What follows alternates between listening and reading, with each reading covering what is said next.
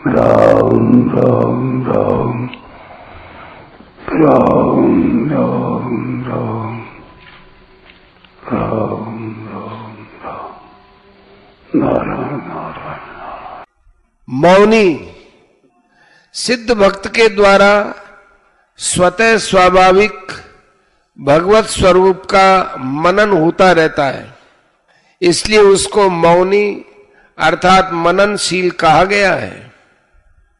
अंतःकरण में होने वाली प्रत्येक वृत्ति में उसको वासुदेव सर्वम, सब कुछ भगवान ही है ऐसा दिखता है, इसलिए उसके द्वारा निरंतर ही भगवान का मनन होता है। या मौनी पद का अर्थ वाणी का मौन रखने वाला नहीं माना जा सकता, क्योंकि ऐसा मानने से वाणी के द्वारा भक्ति का प्रचार करने वाले भक्त पुरुष भक्ति ही नहीं कहलाएंगे। इसके सिवा अगर वाणी का मौन रखने मात्र से भक्त होना संभव होता तो भक्त होना बहुत ही आसान हो जाता और ऐसे भक्त असंख्य बन जाते, किंतु संसार में भक्तों की संख्या अधिक देखने में नहीं आती। इसके सिवाय आसुर स्वभाव वाला दंभी व्यक्ति भी हठपूर्वक वाणी का मौन रख सकता है, परंतु यहां भगवत प्राप्त सिद्ध भक्त के लक्षण बताए जा रहे हैं, इसलिए यहां मौनी पद का अर्थ भगवत स्वरूप का मनन करने वाला ही मानना युक्ति संगत है। संतुष्टो येन केनचित, दूसरे लोगों को भक्त संतुष्टो येन केनचित अर्थात प्रारब्धानुसार शरीर निर्वाह के लिए जो कुछ मिल जाए उसमें संतुष्ट दिखता है, परंतु वास्तव में भक्त की संतुष्टि का कारण कोई सांसारिक पदार्थ परिस्थिति आदि नहीं होती। एकमात्र भगवान में ही प्रेम होने के कारण वह नित्य निरंतर भगवान में ही संतुष्ट रहता है। इस संतुष्टि के कारण वह संसार की प्रत्येक अनुकूल प्रतिकूल परिस्थिति में सम रहता है, क्योंकि उसके अनुभव में प्रत्येक अनुकूल या प्रतिकूल परिस्थिति भगवान के मंगलमय विधान से ही आती है। इस प्रकार प्रत्येक परिस्थिति में नित्य निरंतर संतुष्ट रहने के कारण उसे संतुष्टो येन केनचित कहा गया है। अनिकेता है, जिनका कोई निकेत अर्थात वासस्थान नहीं है वे अनिकेत हैं, ऐसी कोई बात नहीं है। चाहे गृहस्थ हो या साधु सन्यासी, जिनकी अपने रहने के स्थान में ममता आसक्ति नहीं है वे सभी अनिकेत हैं। भक्त का रहने के स्थान में और शरीर, चाहे वो स्थूल हो चाहे सूक्ष्म हो चाहे कारण शरीर हो, इनमें लेश मात्र भी अपनापन एवं आसक्ति नहीं होती, इसलिए उसको अनिकेतक कहा गया है। स्थिरमति, भक्त की बुद्धि में भगवत तत्व की सत्ता और स्वरूप के विषय में कोई संशय अथवा विपर्य माने विपरीत ज्ञान नहीं होता, अतः उसकी बुद्धि भगवत तत्व के ज्ञान से कभी किसी अवस्था में विचलित नहीं होती, इसलिए उसको स्थिरमति कहा गया है। भगवत तत्व को जानने के लिए उसको कभी किसी प्रमाण या शास्त्र विचार स्वाध्याय आदि की जरूरत नहीं रहती, क्योंकि वह स्वाभाविक रूप से भगवत तत्व में तल्लीन रहता है। स्थिर बुद्धि होने में कामना ही बाधक होती है, 2 का 44। अतः कामनाओं के त्याग से ही स्थिर बुद्धि होना संभव है। दूसरे अध्याय का 55। अंतःकरण में सांसारिक सुख की कामना रहने से संसार में आसक्ति हो जाती है। यह आसक्ति संसार को असत्य या मिथ्या जान लेने पर भी मिटती नहीं। जैसे सिनेमा में दिखने वाले दृश्य उनको मिथ्या जानते हुए भी सिनेमा देखने में आसक्ति हो जाती है, अथवा जैसे भूतकाल की बातों को याद करते समय मानसिक दृष्टि के सामने आने वाले दृश्य को मिथ्या जानते हुए भी उनमें आसक्ति हो जाती है। अतः जब तक भीतर में सांसारिक सुख की कामना है, तब तक संसार को मिथ्या मानने पर भी संसार की आसक्ति नहीं मिटती। आसक्ति से संसार की स्वतंत्र सत्ता दृढ़ होती है। सांसारिक सुख की कामना मिटने पर आसक्ति स्वतः मिट जाती है। आसक्ति मिटने पर संसार की स्वतंत्र सत्ता का अभाव हो जाता है और एक भगवत तत्व में बुद्धि स्थिर हो जाती है। भक्तिमान में प्रियो नर है। भक्तिमान पद में भक्ति शब्द के साथ नित्य योग के अर्थ में मतु प्रत्यय है। इसका तात्पर्य यह है कि मनुष्य में स्वाभाविक रूप से भक्ति रहती है। मनुष्य से भूल यही होती है कि वह भगवान को छोड़कर संसार की भक्ति करने लगता है। इसलिए उसे स्वाभाविक रहने वाली भगवत भक्ति का रस नहीं मिलता और उसके जीवन में नीरसता रहती है। सिद्ध भक्त हरदम भक्ति रस में तल्लीन रहता है, इसलिए उसको भक्तिमान कहा गया है। ऐसा भक्तिमान मनुष्य भगवान को प्रिय होता है। नरय पद देने का तात्पर्य है कि भगवान को प्राप्त करके जिसने अपना मनुष्य जीवन सफल कर लिया है, वही वास्तव में नर माने मनुष्य कहलाने योग्य है। जो मनुष्य शरीर को पाकर सांसारिक भोग और संग्रह में लगा हुआ है, वह नर कहलाने योग्य नहीं है। इन दो श्लोकों में भक्त के साथ सर्वदा समभाव में स्थित रहने की बात कही गई है।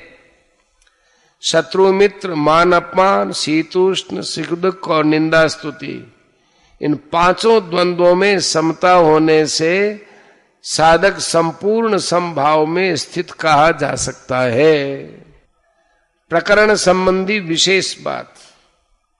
भगवान ने पहले प्रकरण के अंतर्गत 13वें 14वें श्लोकों में सिद्ध भक्तों के लक्षण का वर्णन करके अंत में यो मद भक्ता समय प्रिय कहा।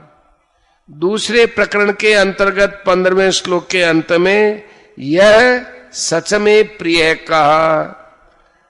तीसरे प्रकरण के अंतर्गत 16वें श्लोक के अंत में यो मद भक्तः समय प्रिय कहा। चौथे प्रकरण के अंतर्गत 17वें श्लोक के अंत में भक्तिमान यह समय प्रिय है कहा। और अंतिम 5वें प्रकरण के अंतर्गत 18वें 19वें श्लोक के अंत में भक्तिमान में प्रियो नर है ऐसा कहा। इस प्रकार भगवान ने 5 बार अलग अलग में प्रिय पद देकर सिद्ध भक्तों के लक्षणों को 5 भागों में विभक्त किया है। इसलिए 7 श्लोकों में बताए गए सिद्ध भक्तों के लक्षणों को एक ही प्रकरण के अंतर्गत नहीं समझना चाहिए। इसका मुख्य कारण यह है कि यदि यह एक ही प्रकरण होता तो एक लक्षण को बार बार न कहकर एक ही बार कहा जाता और मैं प्रिय पद भी एक ही बार कहे जाते। 5 प्रकरणों के अंतर्गत सिद्ध भक्तों के लक्षणों में राग द्वेष और हर्ष शोक का अभाव बताया गया है। जैसे पहले प्रकरण में निर्ममः पद से राग का, अद्वेष्टा पद से द्वेष का और सम दुख सुख पद से हर्ष शोक का अभाव बताया गया है। दूसरे प्रकरण में हर्षामर्ष भयोद्वेगी पद से राग द्वेष और हर्ष शोक का अभाव बताया गया है। तीसरे प्रकरण में अनपेक्षा पद से राग का, उदासीन पद से द्वेष का और गतव्यथ पद से हर्ष शोक का अभाव बताया गया है। चौथे प्रकरण में न कांक्षति पदों से राग का, न द्वेष्टि पदों से द्वेष का और न हृष्यति तथा न शोचति पदों से हर्ष शोक का अभाव बताया गया है। अंतिम 5वें प्रकरण में संगवर्जित पद से राग का और संतुष्ट पद से एकमात्र भगवान में संतुष्ट रहने के कारण द्वेष का और शीतोष्ण सुख दुखेषु समय पद से हर्ष शोक का अभाव बताया गया है। अगर सिद्ध भक्तों के लक्षण बताने वाला 7 श्लोकों का एक ही प्रकरण होता तो सिद्ध भक्त में राग द्वेष हर्ष शोक आदि विकारों के अभाव की बात कहीं शब्द से और कहीं भाव से बार बार कहने की जरूरत ही क्या होती। इसी तरह 14वें और 19वें श्लोक में संतुष्ट पद का तथा 13वें श्लोक में समदुख सुख है और 18वें श्लोक में शीतोष्ण सुख दुखे सुसमय है पदों का भी सिद्ध भक्तों के लक्षणों में 2 बार प्रयोग हुआ है, जिससे सिद्ध भक्तों के लक्षणों का एक ही प्रकरण मानने से पुनरुक्ति का दोष आ जाता है। भगवान के वचनों में पुनरुक्ति का दोष आना संभव ही नहीं है। अतः 7 श्लोकों के विषय को एक प्रकरण न मानकर अलग अलग 5 प्रकरण मानना ही युक्ति संगत है। इस तरह 5 प्रकरण स्वतंत्र होने से किसी एक प्रकरण के भी सब लक्षण जिसमें हो वही भगवान का प्रिय भक्त है। प्रत्येक प्रकरण में सिद्ध भक्तों के अलग अलग लक्षण बताने का कारण यह है कि साधन पद्धति, प्रारब्ध, वर्ण आश्रम, देश काल परिस्थिति आदि के भेद से सब भक्तों की प्रकृति माने स्वभाव में परस्पर थोड़ा बहुत भेद रहा ही करता है। हाँ, राग द्वेष हर्ष शोक आदि विकारों का अत्यंत अभाव एवं समता में स्थिति और समस्त प्राणियों के हित में रति सबकी समान ही होती है। साधक को अपनी रुचि, विश्वास, योग्यता, स्वभाव आदि के अनुसार जो प्रकरण अपने अनुकूल दिखाई दे उसी को आदर्श मानकर उसके अनुसार अपना जीवन बनाने में लग जाना चाहिए। किसी एक प्रकरण के भी यदि पूरे लक्षण अपने में न आए तो भी साधक को निराश नहीं होना चाहिए, फिर सफलता अवश्यम भावी है। परिशिष्ट भाव, इन 2 श्लोकों में भगवान ने वे ही स्थल दिए हैं जहां समता होने में कठिनता आती है। अगर इनमें समता हो जाए तो अन्य जगह समता होने में कठिनता नहीं आएगी। अपने पर कोई असर न पड़ना समता है। यद्यपि भक्त की दृष्टि में भगवान के सिवाय दूसरी सत्ता है ही नहीं, तथापि दूसरे लोगों की दृष्टि में वह शत्रु और मित्र में समदीकता है। शत्रुता मित्रता का ज्ञान होने पर भी वो सम रहता है। शीतोष्ण सुख दुखेषु भक्त शरीर की अनुकूलता प्रतिकूलता में भी सम रहता है और मन बुद्धि की अनुकूलता प्रतिकूलता में भी सम रहता है।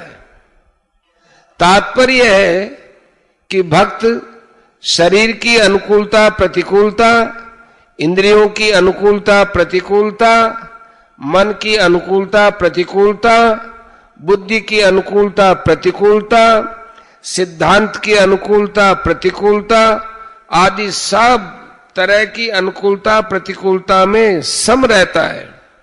उसका न तो अनुकूलता में राग होता है और न प्रतिकूलता में द्वेष होता है। यो मद भक्त है समे प्रिय है, भक्तिमान में प्रियो न रहे आदि पदों का तात्पर्य है कि वे भक्ति के कारण भगवान को प्रिय हैं, गुणों लक्षणों के कारण नहीं। गुण मुख्य नहीं है, प्रत्युत भक्ति मुख्य है।